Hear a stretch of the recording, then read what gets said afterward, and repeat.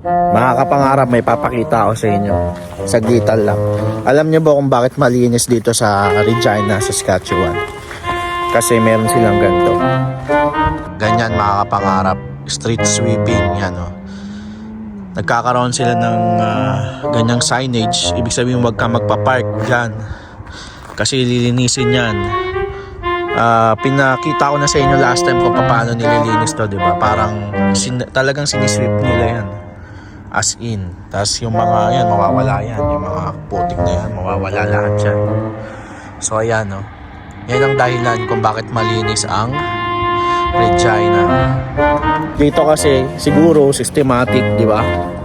And talagang ganun na inumpisa nila ng ganun. So hanggang ngayon, ganun pa rin ang nangyayari. And tingnan nyo, papakita ko sa inyo gaano kalinis, di ba?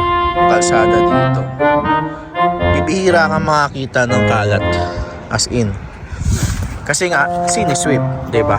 Itinatanggal talaga nila. Saka wala rin nagkakalat actually. Talagang tinatapon sa basurahan yung mga kalat nila.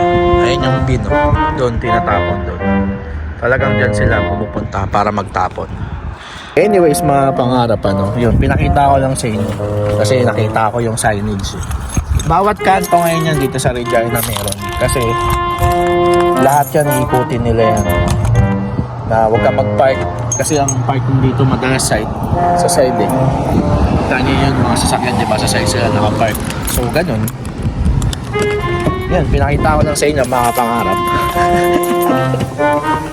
Magandang sistema kasi yun. All good style dyan. Anyways, yun mga kapangarap. And till next time mga pangarap. And bye-bye. A little longer than a few minutes later. Mga pangarap, tignan nyo kung paano maglinis dito. Yan, ganito maglinis dito mga pangarap. Kung gusto mo, libre ligo.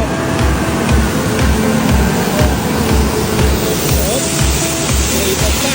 Ang gano'n ha.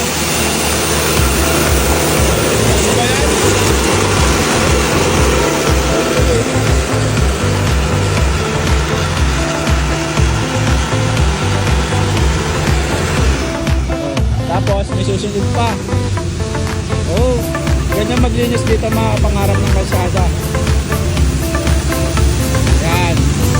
So kaya laging malinis yung lugar kasi talagang minimaintain nila yan.